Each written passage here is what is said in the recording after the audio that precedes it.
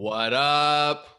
It's your boy, Luke for Prez, back in the mix with another video for you guys. Hope everyone is doing fantastic out there. And today I am joined by a very special guest.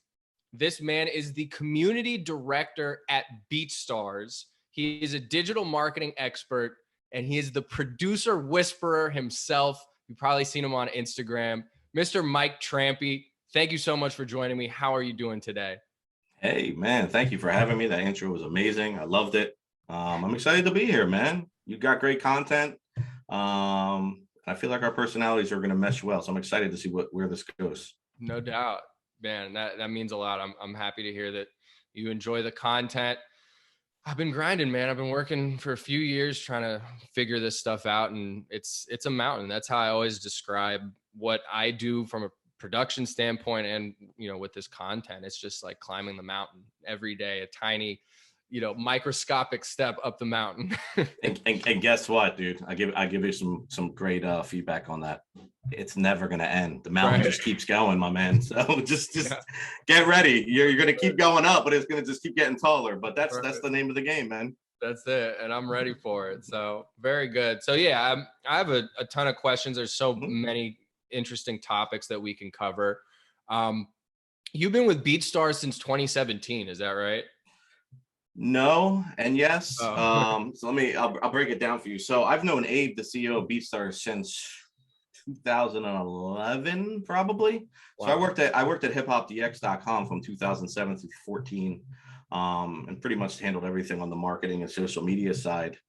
But during that time there, was when Hip Hop DX was very prevalent. There were like back in that time, and like blogs were breaking artists. Like you get posted on the front page of Hip Hop DX and the Two Dope Boys and some of these other places. Dude, you were getting a deal the next day. Labels were hitting you up. Like that was the metric. So it was a really crazy time. I learned a lot. But during that time when I was working there, Abe actually hit me up on LinkedIn and was like, I'm doing like this event for my company. Told me about BeatStars. He's like, would you like to speak on it? I said, yeah, sure. So that's how I met him. So over the years, we were talking, and I knew what BeatStars was, but I wasn't really hip to it because I was doing so much other stuff. So I left Hip Hop DX in 2014, and right from there I started working with Abe immediately on the BeatStars social media side. So we started really back, me and him, like 2014ish. Long story short, we ended up working. I was working on a reality TV show with BET, and he ended up coming over and helping on the technology side. We got to travel a lot, got to build a really good rapport. I really got a better understanding of what BeatStars was. So I was more interested. Still had a lot of different clients with my agency. So I was running my own agency. I was working like that Piff, and who else? DJ Booth, a lot of record labels, a lot of individual artists, stuff like that, doing like direct to fan marketing and like advertising and stuff. So I was still working with BeatStars. They were my client, just handling social media. From there, it kind of progressed into just learning more about the company and learning more about the community. Really, I remember Abe telling me this, and I tell any new employee that I talk to this day, it's like, break shit. I hope I can curse on here, but I say break shit. Sure, yeah. All right, cool. So I figured it was cool, but I want to make sure. So we'll just break shit. Like, I'm like, okay. So like literally clicking everything, doing everything. What does this do? What does that do? Why does this do this? That is how I learned the product. And I feel how every producer should learn the product before they even really go, fully in. I think they really need to understand what is possible. But back on track to the story. So basically from there, once I learned it more, I think it was like 2016, 2017, and that's where you're getting that date from. Me and Abe had a great conversation, and I was like, yeah, like this is what I want to do. Like, this is all I want to do. So I ended up shutting my agency down.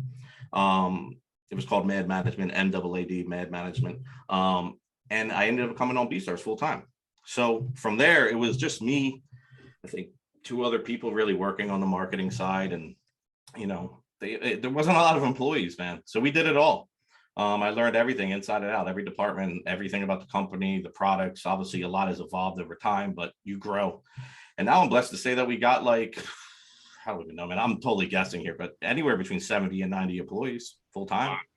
So I can just give you context of like how things have grown and taken off. So now what I find myself doing on a daily basis is a lot different than what I was doing, 4 or 5 years ago. It's changed drastically, but I'm proud to say I'm like a leader at the company, and I feel like I have respect from everybody, but I also love taking advice and feedback from people because I don't know it all. And things change. So it's cool, man. It's a cool dynamic. I really get to work with everybody at the company, and I know everybody for the most part. So, and everybody in the producer community. So, Right. if you're a producer, you've probably talked to me at one point in the DMs. Like I hit up 10 is modest, bro. Probably 20, 30 people a day.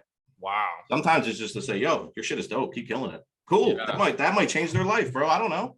No, But seriously. Yeah, you absolutely. know, so I'm all about putting that good energy out there. But at the same time, I feel like the way I came up in the traditional music industry and kind of helped transform this new music industry that we're in now, and just how I was raised and people I was around. I also have like I don't want to say a harder side, but like I have a firm side. I can be that guy if I need to be. And you have to be sometimes with deals, a lot of different things. People will try to take advantage of you. So I kind of learned both, but obviously my main focus is on helping the community, positivity, community engagement, collaboration, all these things, you know what I mean? So and it's worked tremendously, man. I really have never had bad business in the 16, 17 years I've been doing this full time. And full time, I mean no other job. Like I wasn't working a 9 to 5. So it's longevity for sure. So I feel like I have something, right? And that's what I try to teach the employees. So I try to teach the producers. Relationships are everything. Right. Yeah, no, I mean, that's one of the things I definitely admire about you. Number one, just bringing so much positivity to the community and telling people to keep going. Like you said, it might seem like a small thing, but that really is all someone might need to keep themselves from quitting, you know, or putting things on the back burner. Just that little bit of encouragement from somebody who's established. And also, I really admire your content in regards to helping producers avoid scams, avoid getting taken advantage of. I think you're a really important voice in the community for that specific reason, because there's not a lot of information on the business side out there. And so it's just like murky waters for these up and coming producers trying to navigate, you know, through to not, you know, get shit stolen from them or just sign a bad deal or whatever the case may be. So props to you for that for sure. And thank you, man. Yeah, absolutely. And so cool that you were actually in the mix with Abe like significantly longer than I even realized. That's my brother, bro. That's my brother, man. If he says go, I go. He says stop, I stop. And it's people might laugh at that, but I want people to understand, like, there's times to be a leader and there's times to be, I don't want to say a follower, but be a foot soldier, if you want to call it that. Right. You have to understand when it's time to be each one. I have so much respect for what he created on BeatStars and what he put into this company and what the chances that he gave me. And dealing with me, bro, if you really know me, like, I'm not easy to deal with, like, not in a bad way. I'm just very extra all the time. And people are like, all right, dude, you're annoying the shit out of me. And he has to deal with that and dealt with it over the years. And he knows, he's probably, if he watches, he's going to laugh. But, you know, that's my guy, man. Like, I really believe in everything. Obviously, I dedicate my whole life to this. I think I'm the only person in the world who has a BeatStars tattoo. Oh my God, dude. Yeah, I could show, but it's on my arm, but I got it when Old Town Road won platinum. That's fire. But yeah, just to celebrate, it was cool. But it's you know, listen, like, it's I can give feedback too. Like, he's open to feedback. We just have a really good relationship, man. And that is, I guess, what I'm stressing about the relationship side of things. It's so important, relationships and how you keep them. And you should try to keep them as much as you can. Obviously, there's stuff in life that happens you can't, but you just never know, man. I mean, I have so many stories of relationships, bro. I don't even know if you've heard the DJ Payne one about me and his relationship. No, I know you guys do a lot of content together that I've watched, but bro, I interviewed him too. I know that's why I brought it up. I watched it, man. I watched all your interviews because I wanted to just understand, like, how you approach interviews and all that stuff, and I liked it. It was dope. But yeah, man, Payne, you're very welcome. But Payne is not a producer buddy or anything. Like, that's my brother. Like, that's another guy I consider I'll do anything for, man. I don't care who it is. If Drake rips him off, I'm going after Drake tomorrow. That's just what it is. You know what I mean? So that's my guy. But I met him on Twitter, I think 12 years ago. I just posted the screenshot the other day of, like, our anniversary. I was messing around with him. But we were throwing shows, me and my guy Jay Hatch, and we were throwing shows all around the country called Get Your Buzz Up. And we were looking for towns to go to. And we do New York, LA, Miami, Atlanta, all the regular spots. But I'm like, yo, we got to do, like, different stuff. So, like, who has, like, dope venues and, like, a lot of, like, younger people? So we looked into it. So we asked on Twitter, and Payne one was like, oh, Wisconsin. So we looked into it, and it was Madison, Wisconsin. It has, like, I don't even know, like 10 colleges in a 5-mile radius. Went out there, did a show with them. We ended up doing numerous shows with them, and ended up that relationship turning into me begging him and talking him into joining BeatStars probably when I came, maybe a little bit before I came full time, like 2016-ish. Wouldn't upload anything. We're still stuck on the traditional industry way. Stayed on them. Introduced them to Abe. Now you know where we're at. So my point is that relationship could have went from a tweet I ignored, a tweet I engaged. We did the show, never talked again. A lot of different ways it could have went, but you just never know, man. And that guy's helped me out with so much, and I've gotten him placements, I'm sure, in the past, or just linked them up with whoever to buy beats. So it's just a really good relationship. But I don't think me and him have ever paid each other for anything either. I could be wrong, but it's been really based on just help and honestly the barter system, which is the greatest system in the world if you can do it and it makes sense. But just relationships, man, just super, super key in my career specifically, and I think overall for everybody. Right. No, 100%. So with all of this experience working so closely with BeatStars, you've obviously seen everything from its, incarnation initially to where it is now, somewhere between 70 and 90 employees. And you've had the opportunity to interact and just kind of watch the producer community within BeatStars grow. And so you've obviously seen many, many success stories over that time period.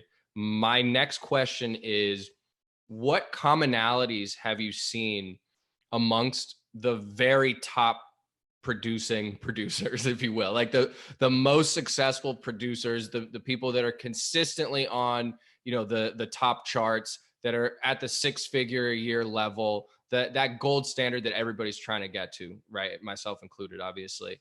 Mm-hmm. Have you noticed any common threads there with those, top performers on the platform? Yeah, and I want to clarify something too. It's not all success stories. I've seen some pretty shitty stories too, man, and we can talk about that after. But great question. Yeah, dude, I think I'm probably gonna be cliche here, but it's consistency, man, and consistency can be so many different things. But I think when we're talking about selling beats, it's obviously the amount of beats, right, and the schedule of how much you're putting out. But then it's also the follow-up. What are you doing with that customer data that you're getting? Are you talking to your customers? Are you offering them coupon codes? Are you giving them options to get other free things? I was watching the Gabe interview you did too. And I don't want to beat this over the head, but offering value is just like, is it, man? Like, what is your value? Like, what is my value? You know what I mean? Like, and I ask everybody that, like, why would I want to be a fan of you? Ooh, you make beats, but it's got to be more than that, right? So there's all these different things that you can do to build that value up. So that is something I see that a lot of the bigger people do. But honestly, man, it's consistency. It's great music. And I guess that's open for a debate of what is great and what is not, but just great music and just having that. There's just a sound, man. I don't know how to describe it. There's just a sound people who are very successful selling beats online have that it just can't be replicated. Even though they make the same genre or like type beats or whatever you want to call it as somebody else, there's just still something that just cuts through. Like example, Chris Rich, best drill producer in the world, in my opinion, bro. That dude is a beast, plays multiple instruments, just turned like 19, inspired the whole Ghana drill scene pretty much with his beats. Just so much crazy stuff. And like, so when I hear drill, I'm always in my head. And again, somebody might argue this, but in my opinion, when I hear it, that dude is the best. It just cuts through. And he was a top seller. He's now signed to Sony UK, Sony BeatStars Publishing, and he's doing great things. So I think that's a good example of somebody who really dominated their sound. And that's what I see. Like, look at somebody like Mantra. I think everybody knows Mantra is the man and has been the man. And what does he do that is so great? It's just that sound he has and the melodies he uses and just making it so easy for an artist to get on and fill that pocket. And then he's consistent. And he also probably, I don't know this, I'm guessing, has a huge fan base and customer base that he stays in touch with. You don't see him going crazy on YouTube or, you know what I'm saying? So it's like, a lot of people think that's the only way, but it's probably one of many ways. And a lot of these guys and girls, I'm hoping we see more girls go up the charts as well. I think that is really what sticks out, man. It's as simple as being great at your craft, being that person who dominates your lane.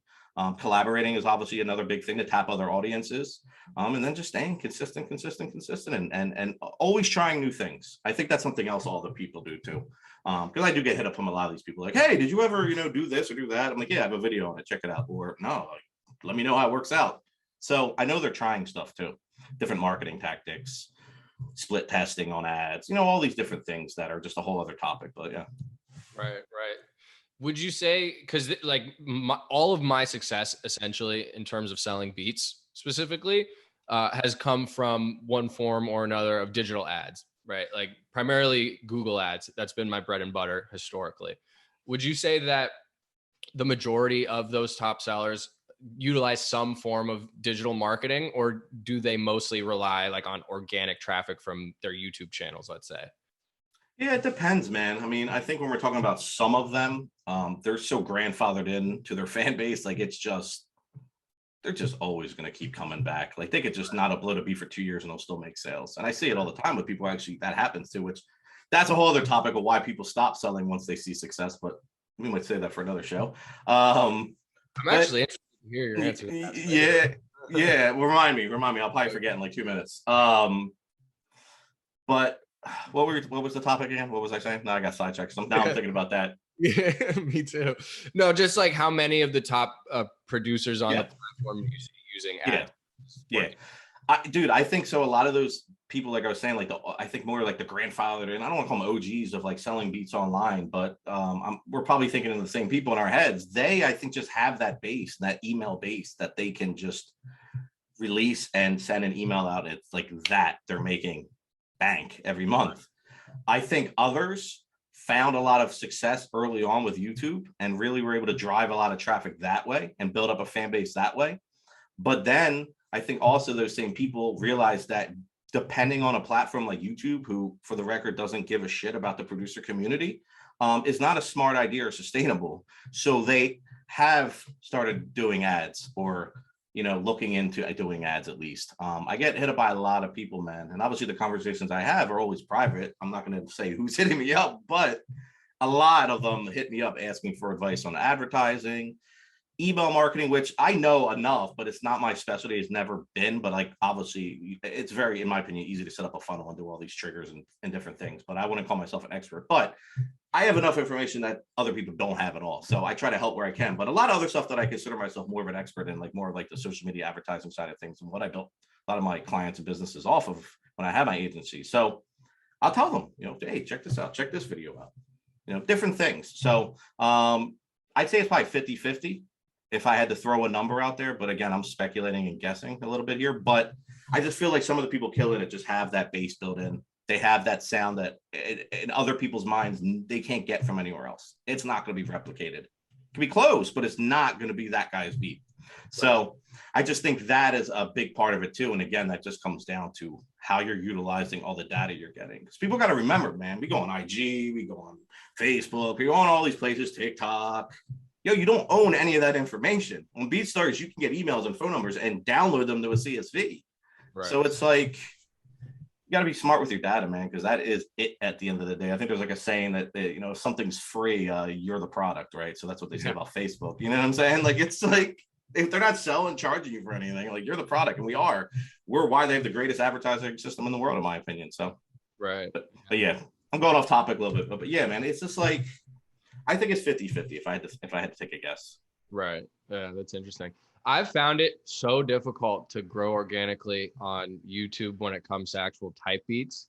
And I've been trying to do it for years now, like probably 2018 until now.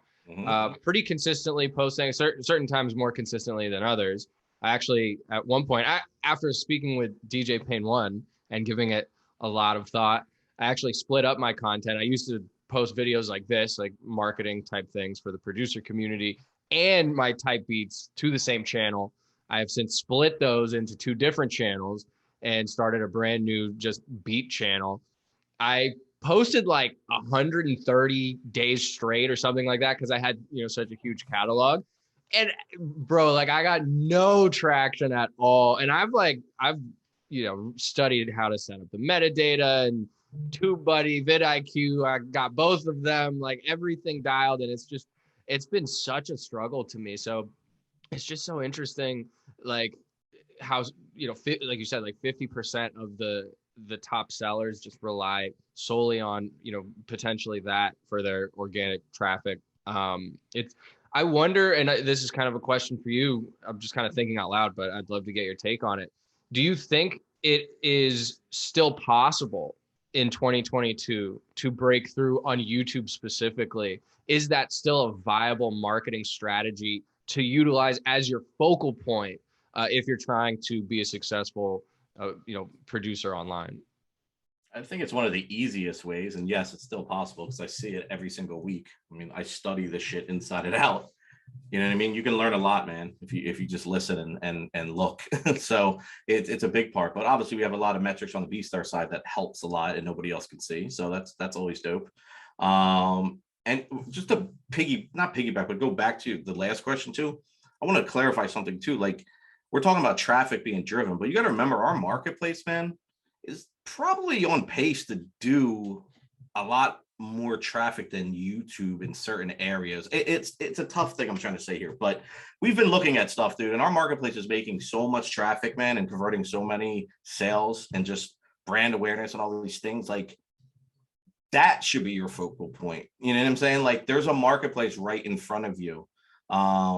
And I'm specifically talking to a lot of kit makers and loot makers and stuff like that who use PayHip or Sellfy or these places that I think you're paying more percentage wise, but also there's no audience there. So all the traffic that goes there, you have to generate. So I just want people to keep that in mind because I think they forget about how awesome the marketplace is. It's free traffic. I tell people, yeah, you got all this free traffic here, and obviously we can repost things and playlist them, and we do that stuff every day. So it's just a great place to be, and that should be your focal point. But then everything else should be pieces that fit into that focal point, right? So yeah, YouTube, you can definitely do YouTube still, man. Like I said, I see this stuff every week. I'll see somebody I've never heard of have a video with 400, 500,000 views in 2 weeks or a week. And I'm like, who is this? But a lot of times what I see too is I see that stuff and then things don't align to me. So I know a lot of it's fake as well, because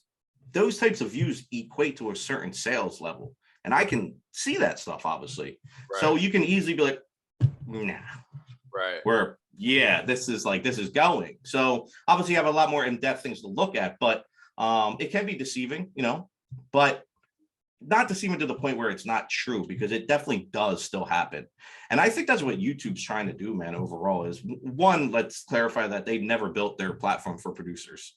We're just smart as shit. No, I'm not a producer, so I don't say we're, but I feel like I'm part of the community, so I'm saying we're. But we're just smart as shit, and we came up with a way to hack the SEO. And instead of taping Drake and getting all his content, we can add a type beat to it or something like that to get around it and draw people to it. And we built a community around that, if you really think about it. So, but we're very small fish in a big pond, man, when it comes to YouTube, right? So, but what I think they're doing specifically with producers and just overall, I think they're really not allowing many people to stay where they were. I think they're trying to level it out where it's just more people have success rates. So it's not like this.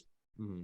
It's more like, you got your lower people, then you got kind of like a mid tier, and it kind of just stays there. No one's really going crazy on YouTube, but crazy enough to where they can build a business off of it and drive enough traffic. So it's still doable, but not the way it was a few years ago that I saw, where I'm like, holy shit, like what people were making and driving, you know what I mean, from that YouTube traffic. So it's different for sure, man. And I think that's because they've made changes.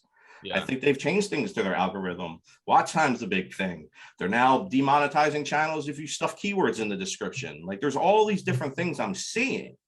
And I say them, people I think sometimes think I'm making it up, but it's like, yo, this is what producers are showing me and telling me. I can only act on what I see, and then I try to logically think about, okay, I'm a platform. If I'm BeatStars and something worked but was not allowed, it's breaking TOS, like as a BeatStars employee, I have to address it. So I think that's how YouTube sees some of this stuff, man. Like I don't think they're looking for it, but when they come across it, they'll be like, nope, yank.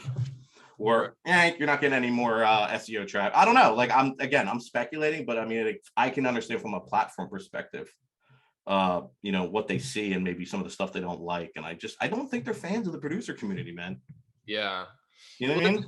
It's interesting because it's like a video platform, right? And we're trying to sell audio files essentially. And exactly. So the type beat video is inherently not as visually captivating as like an awesome 4K vlog from some super hot influencer girl or something. You know what I'm saying? Like obviously, the algorithm's probably gonna push out more content in that vein, right? I feel like it's a bigger, like more of an uphill battle essentially for producers, just based on the type of content that we're trying to push, which that thought process was one of the main driving forces for me to even start making in front of the camera stuff and just trying to branch out and do different types of content.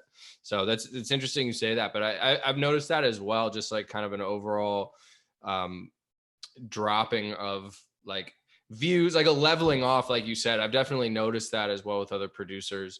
To kind of go back to something that you mentioned, just like how the BeatStars marketplace should be the focal point. This is a question I get all the time, and I'm never truly sure how to answer it other than just providing my own take on it, my uneducated take, because obviously I don't have those metrics that you have.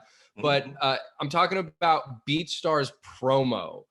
People have always asked me, should I do BeatStars promo? Is it worth it? And I don't know what to say. And I have personally hesitated from investing a significant amount of money in it because I'm worried that I would just be advertising my beats to other producers. So this is a very long-winded way of asking you, can you give us any clarity in terms of the percentage of BeatStars traffic that's artists looking for beats to buy and just other producers like myself just trying to build their beat business and maybe looking at other producers' profiles? So yeah, I can answer probably like 95% of that question. I really can't give statistics out for many reasons. But yeah, so I can't say, hey, this amount of people are artists, you know what I'm saying? So that's the only thing I can answer. But I'll tell you this, man. Those people that ask that question, if they should use BeatStars promo, obviously, I think my biased answer would be yeah, because you're generating more money for our company, right? But I'm going to give you my honest answer, and maybe Abe will yell at me if he sees this, but I think he might actually agree with it as well. If you are a producer and you have not exhausted all ways to drive free traffic, no, you should not use BeatStars promo. Or if you do, it should be on a very scaled down basis, $1, $2 a day, and test it on 1 to 2 of your best performing tracks. That is my best advice. And when I say exhausting all the free ways, we just talked about one. I honestly don't care. Well, I do care. I want people to get a lot of views on YouTube and generate traffic, but I don't care if you're not getting the views, still post. Because what you're doing is you're building a process, and you should also use like SoundCloud, Audio Mac, these free platforms that have audiences of all artists on there are looking for beats all the time, and they're driving a lot of traffic. So in my opinion, if somebody is down the street saying, I need beats, and you got beats, are you going to sit in your house? You're going to go down to the end of the street, like, oh, I got some beats. What's up? Like, you're going to do that, right? So it's the same thing. If there's people looking for something, you have to tap into every opportunity. Now the numbers might not move, and numbers are bullshit, man. I've seen beats with 30 views get bought exclusively from major labels. It doesn't matter. One beat will change your life, or at least project you to start doing other things because of that will change your life. So I would still tell you, even if you're getting 20, 30, 40 views on your videos and it's been 6 months, keep going, because you're building this process and this discipline of doing something every day. And if you're hitting all those places that are all free to make accounts, and you can drive all the hyperlink traffic back to your store where you can, get more data and hopefully sales, views, all these great things, you should be doing it. Plus, they're all monetizable. Every one of them, you can monetize the streams. So you can hit it from both ways. But if you're not doing that, no, I don't think you should spend any money. I always tell people, do all the free stuff until you've exhausted all that, and you're like, all right, a lot of traction, but I feel like I hit a roadblock. How can we spice it up? There's numerous ways to do that. And again, you could start advertising on BeatStars, IG, YouTube. I have a YouTube video for views that I can get them for like 1/10 of a penny, 2/10 of a penny now. Very targeted way of doing it. Not the best sales converting way, but if you just want to get some traffic and spice things up, easy. So there's all these little things you can do that are budgetable for someone who doesn't have a budget. And it's just a process, man. The problem is everybody wants everything right now. So patience is a big part of this, in my opinion. But it's your best bet at longevity and sustaining a career in this business. And again, this is all my opinion, but no, don't use BeatStars ads, because what's going to happen is you're going to go ham. You're going to spend the $250 you got for your birthday from your grandmom, and you're not going to see the results you thought you're going to see, and you're going to say BeatStars promo sucks. Like that's the reality of it, bro. Like that's the reality of it, because I see it all the time. or they don't have enough tracks up. Like, oh, don't be running ads when you got 3 beats up. Like, it doesn't make any sense. Right. You gotta have a stockpile. There's gotta be strategy. And I see a lot of times people will spread budgets out across every track. No, focus on your top like 1 or 2. And use that to really drive. If you believe in that beat, and you can believe in that beat from yourself, obviously, but analytics don't lie. If you're already making some sales or a lot of free downloads, if you're offering them, there's ways to be like, yeah, this one is going. So it's like, let me put more on that one and ride that one, because that will just, we'll all go to the other beats eventually, man. If something takes off like that, you know what I mean? So yeah. But yeah, man. So it's listen, the thing with our advertising system is new. Years ago, I don't know if you remember this, you might not, but we had an advertising system where you would just basically buy the spots you wanted. And people who were bigger budgets were like, I'm just gonna get the front page for the whole month. Like, not fair at all. We knew that.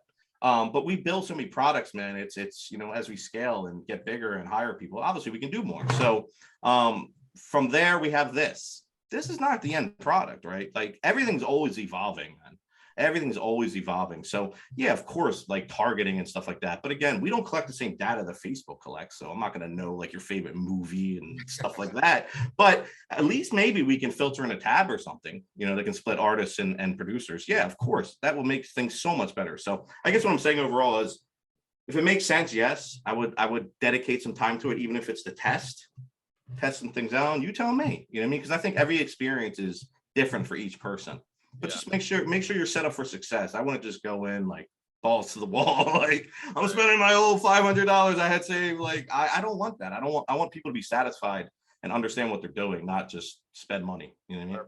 Yeah. And I try to echo those same sentiments when people ask me about Google and Facebook ads as well. I think the biggest thing that, you know, I repeatedly hammer home to people, or try to, is you need to have proof of concept that your beats are sellable first and foremost before you spend any money on ads, right? Mm-hmm.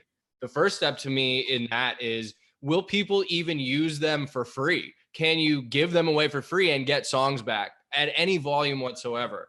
Yep. If you can do that, okay, cool. Can you sell them on your own just through manual reach out? Can you get a lease sale, or can you get somebody to give you money for your music, right? If you can do that a few times or consistently, obviously the more consistently, the better. And then you can start, you know, thinking about investing actual money into advertising. And I agree with you 100%. I think it's all about starting with a very small budget, testing things out and slowly scaling it. That's how I started. Yeah. And that's how I encourage everybody to do it.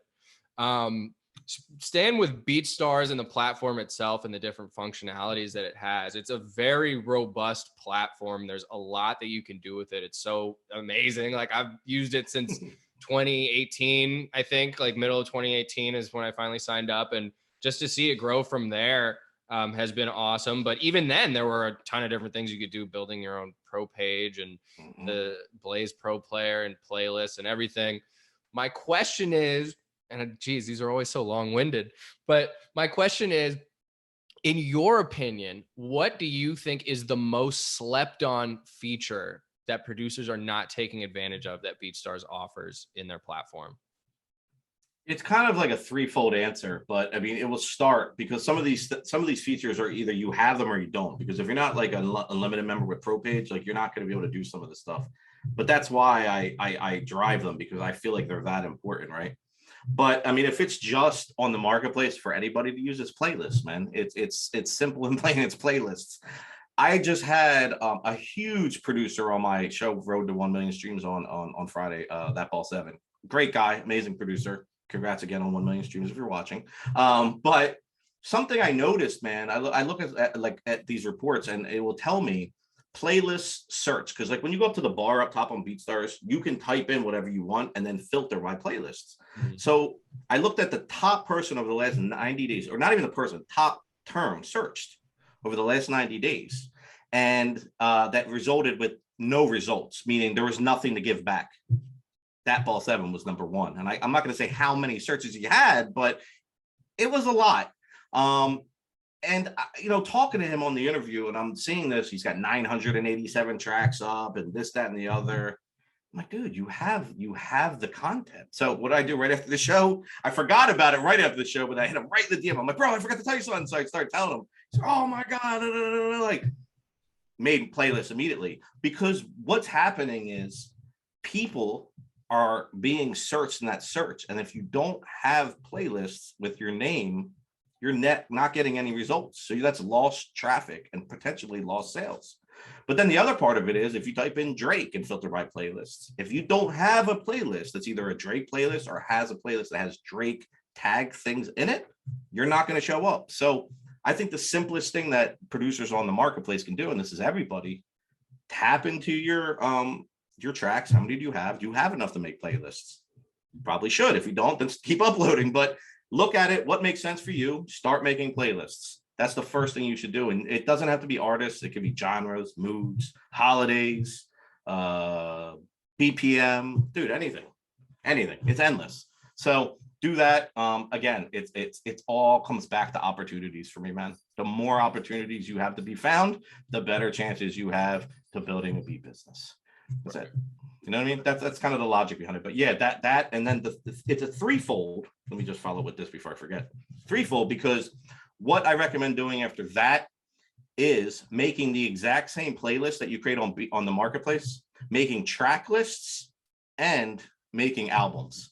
So they all serve a different purpose. Again, playlists only live on the marketplace, so that's where they live. They're on the app, and that's it. Track lists do not live on the marketplace. They only live on third-party players that are like embeddable to like a WordPress site or something like that, or the pro page. So you technically can make playlists on your pro page and do the same thing that you did on the marketplace. So just duplicate it.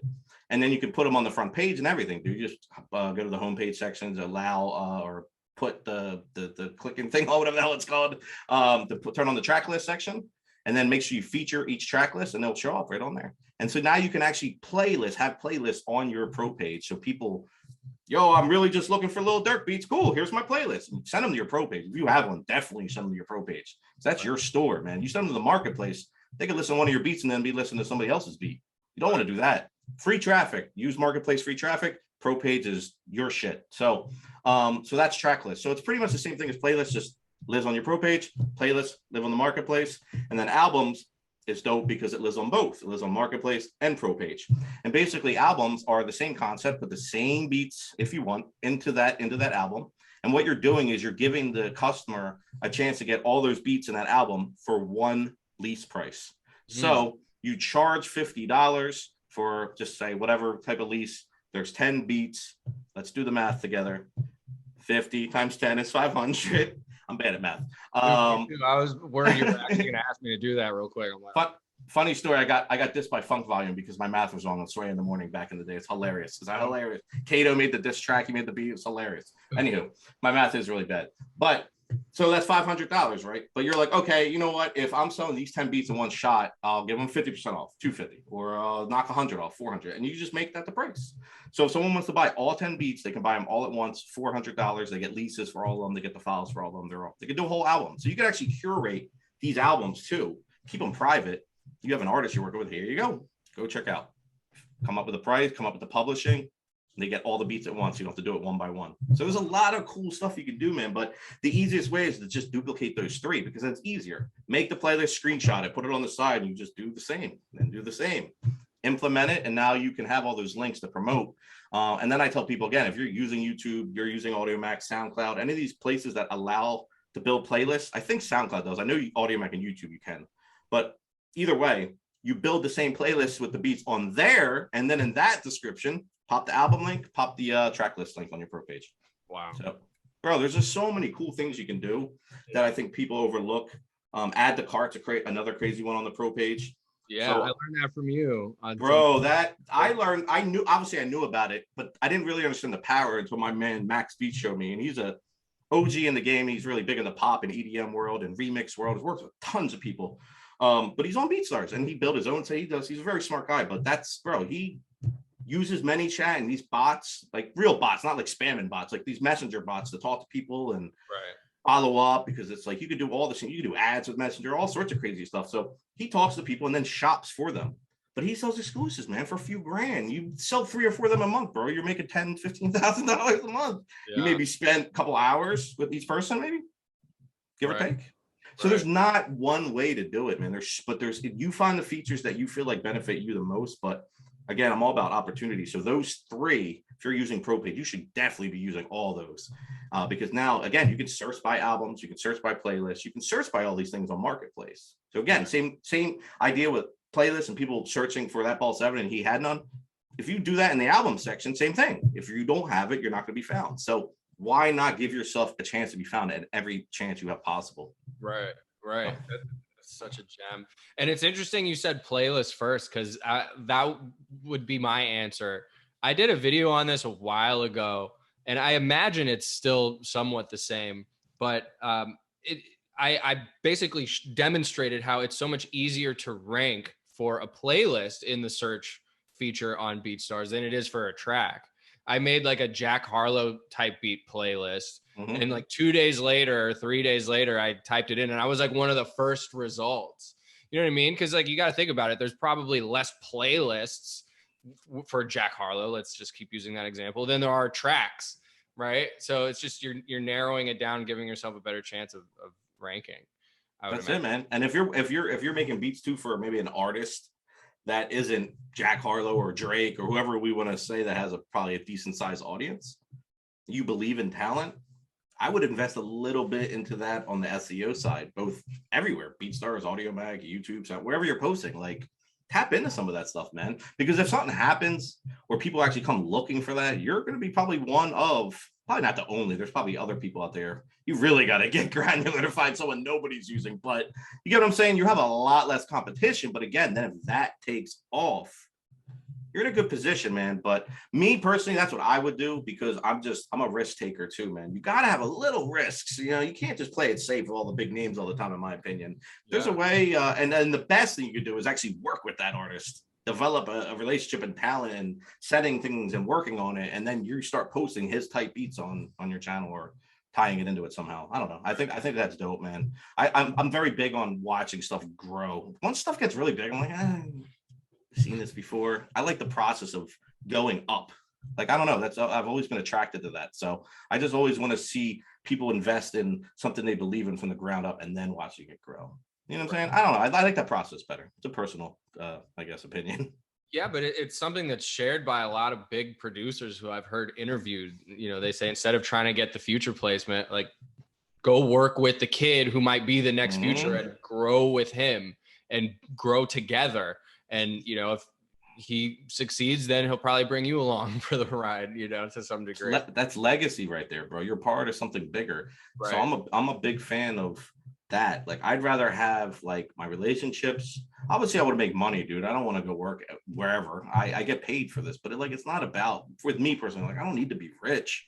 Like, if I'm good and I'm able to do what I love for a living, like the stuff that personally drives me, and again, I'm not saying people need to mimic this or copy it, but is that legacy, man, is like how impactful you were on something that, you know, you do. And it can be basketball, it can be whatever you want it to be, right? But with me, it's this inspiration and working with creators and helping as many people as possible. So when I'm not here, or maybe I'm still here and people are talking about me 30 years from now or 40 years or whatever it is, you know, it's like that impact of what I had on this industry and the change that has been had. And we were part of that, and we helped mold this and that and helped all these creators from the ground. That's what drives me, man. It's not about the plaques or any of that. Once I get up there, I'm like, it's fucking just materialistic showing off shit. Like, great. It's great to be excited. I'm not saying don't celebrate, but really, man, is that really what's making you happy? I don't think so, man. We're all human. You know what I mean? Like, there's a greater purpose to what we're all doing here. So that's what I thrive off of personally, man. So yeah, I love that. That's amazing. So you briefly mentioned earlier in the conversation, just for a second, a thought that you had, and I want to return to that because I'm super interested to get your take on it. You alluded to the fact that once some producers reach a certain point where they're getting, you know, industry placements and they're in those rooms with those big artists, right, that are signed to huge labels and whatnot, they either neglect or completely abandon the online beat selling space. Do you have any ideas why they do that? Or can we talk about that in more detail? Because I see it happen so often, and it's so confusing to me because in my mind, if I ever get to that point, no, you know what? Let me rephrase that. When I get to that point, I was gonna say when, man. Yeah, I have no plans of shutting the beat store down or just shutting off that revenue stream that could generate potentially hundreds of thousands of dollars a year. You know what I mean? So what do you make of that? Have you noticed that as well? And yeah, just like, what are your thoughts on that whole issue? Yeah, I mean, really quick to touch on what you just said. Yeah, 100,000 or whatever it is revenue stream. Not only that, man, but dude, your placements, dude, there's placements, man, happening every day on BeatStars. Like seriously, every day there's big artists or labels or whoever, or an artist that is not big but bought a beat from BeatStars and their single just took it off. We've just seen it with Moody Long and like all these different songs that are going ham that come from BeatStars. Right. So that is another thing. So that game of getting placements, being on the more industry side of things, doesn't make sense, because it's like, why put all your eggs in one basket? You know, do everything. You should always have ways for your fans and your customers to interact and purchase your content. It's a direct to customer relationship. Why would you want to not do that? I'm in the same thing with you, man. I don't get it. Like, I don't get it. Now, or maybe labels or some of them or managers, or I don't know, are they saying, hey, you can't sell online anymore? I don't know. I don't know. I've never really heard that, but it may happen. Is it that they're just too bogged down with in-studio sessions where it's just like, dude, end of the day, I don't feel like uploading beats or like really responding to these customers who are complaining? Like, is it that? I don't know, man. I think the worst thing you could possibly do is shut your store down completely, like literally take everything down. Why would you build all that up just to let it crumble? Right. The second worst thing you can do is just completely ignore your business. Now, if you don't want to upload beats for a little while, cool, get it. But you definitely should respond to your customers and definitely try to stay up to date on Instagram and social media or whatever you're using to talk to your fans and customers, to let them know what you're working on so they don't think you died. Because if they think you died, they're probably not going to come check for you anymore. They may, but you know what I'm saying? You just want to let them know you're there, right? And you're active to some capacity. So yeah, I mean, I don't know, bro. I don't know why people do a lot of things. In my opinion, like, your beat business should be your number one priority because it's so direct to fan and customer, and you're getting paid instantly. Let's not talk about how long it takes to get paid on the industry side. Right. Brutal, man. Brutal. So, at best, it's like 4 times a year you get a check, right? Like, well, that's if you're talking on the publishing side, specifically with your PRO, like BMI, ASCAP, yeah, you get quarterly checks. With BeatStars Publishing, with Sony that we have, that's on the mechanical side, it's admin deals. You're getting paid whenever you get $100 every month. You can cash out whenever. So that's a little bit more freeform. But I'm talking about advances, dude, and master royalties if you actually negotiate to get them in a contract, and if the label recoups, and all these other things that need to happen before you get paid out. So it really all just determines. But advances, bro, you hear about it all the time. Just go on Twitter and Instagram. Someone's complaining about not being paid. Guarantee it. Always, yeah. But we're the bad guys. And I know you're probably like, huh? But trust me, people think like we're the bad people. Like, we're ruining music or ruining because it's like we're selling beats online and okay, but it's cool for a producer to wait a year to see his check. Like, he missed Christmas and his kids couldn't get shit because you never paid him. That ain't cool, man. Like, right.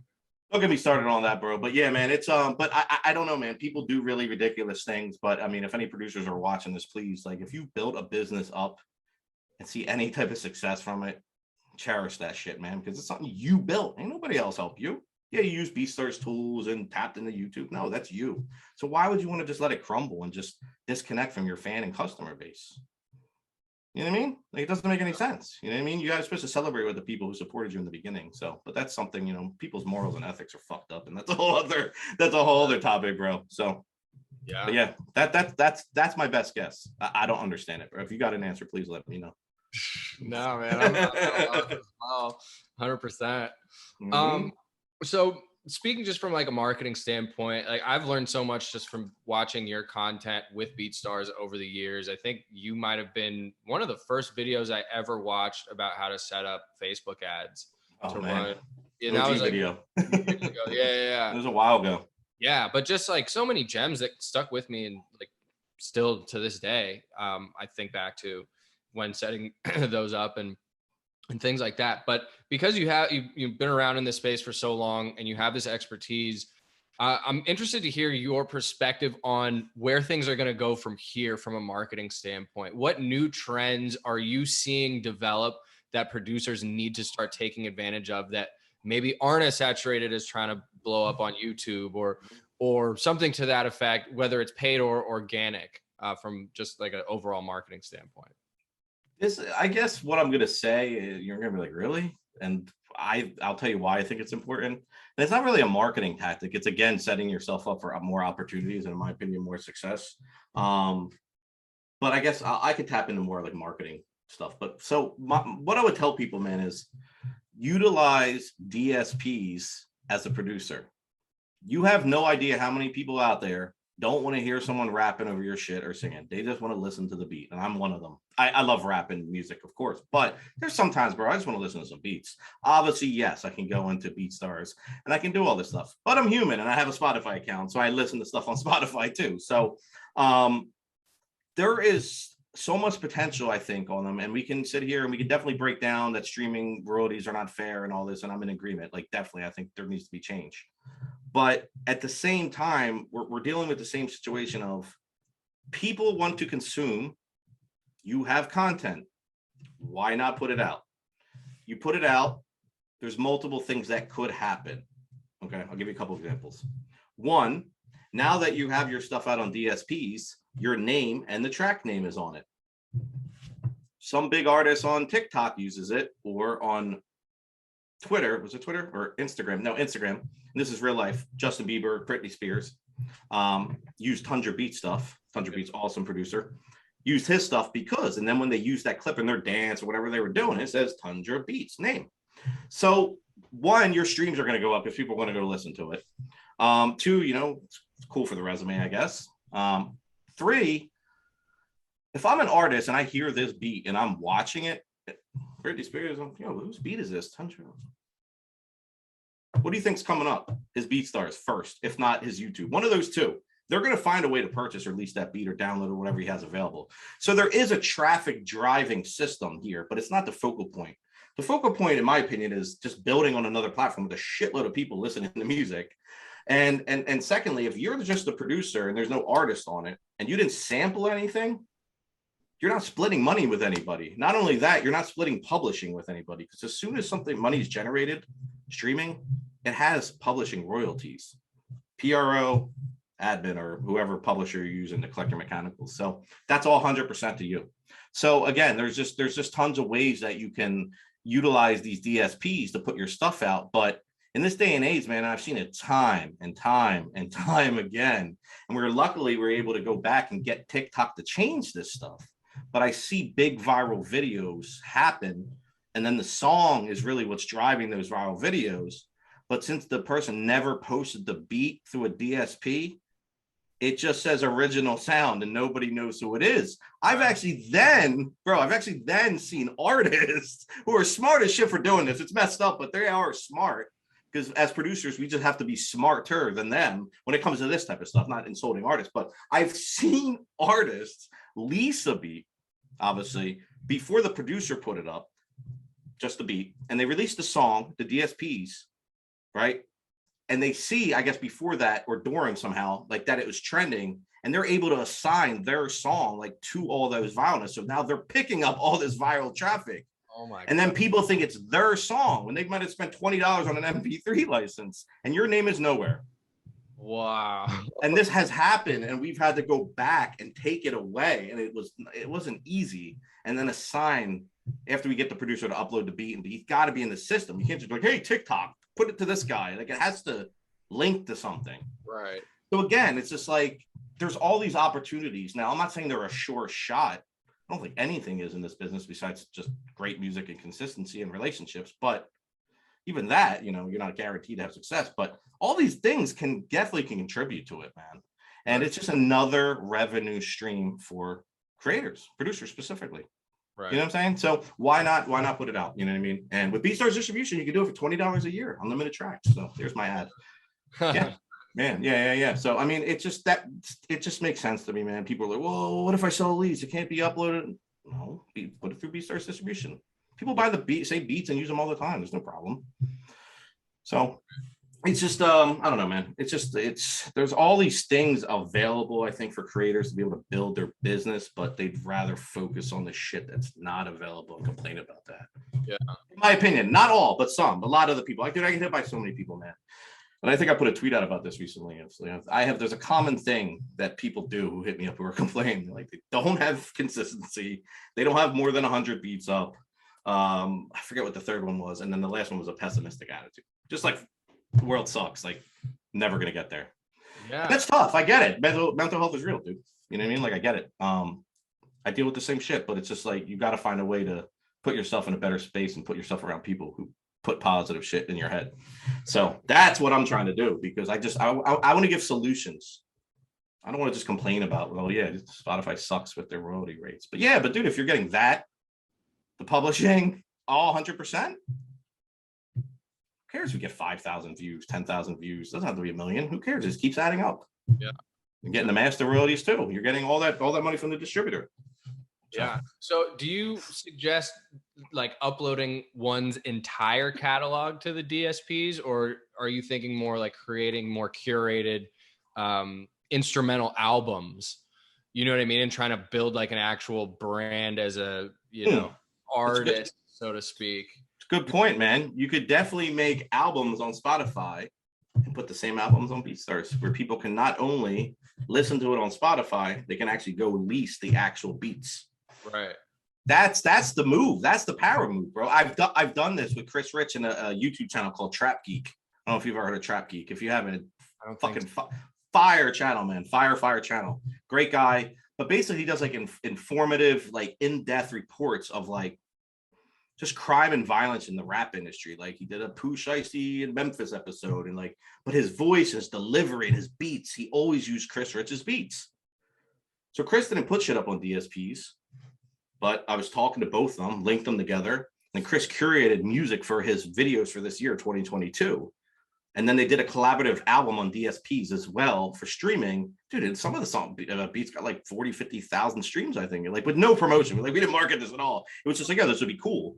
So he's using all the beats for his videos this year and then talking about it and linking them. But then also Chris has them for lease on BeatStars, and he's, makes sales off of them. So he's doing both, but that is just a really cool curated way if you wanted to really do something dope with DSPs and taking an album and curating with a whole guy has like, I think 1 million subscribers or something on YouTube. He has a big channel. So there's tons of stuff you can do. So I just wanted to give you that example because I thought that was cool. Even though it wasn't a full-on marketing thing we did or anything, it was just more, this would be cool. Let's do it and see how that happens. So, but yeah, I think people should utilize it, man. I think there's some cool stuff you can do overall. Yeah, no doubt. Damn, you have shared so many gems and just kind of like expanded my thought process in terms of what's possible, not only on BeatStars, but just in general. That basically covers everything that I had for you in terms of my questions. I don't want to take too much more of your time up. Is there anything that you want to tell the people that you got coming up, either personally or with BeatStars, anything in the works that you want to, highlight going forward? Yeah. I mean, I think myself personally, man, like, I've managed an artist named J-Tech, who I've been with for like 6 years. It's like my little brother, man. I love him. It was great to watch him just grow from the start to where he's at now.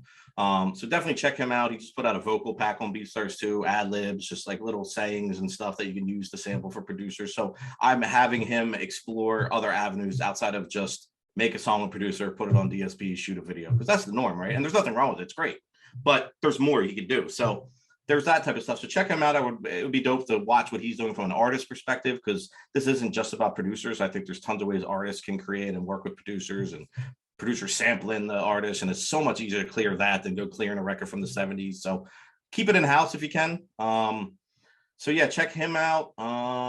Producer Whisper stuff, man. Everybody keeps telling me you got to drop an NFT, you got to do this, you got to do that. Looking into all that stuff, man. It's not priority, won't lie, but just trying to make cool content with like the Producer Whisper brand, and obviously tying it all back to BeatStars and how it can help people.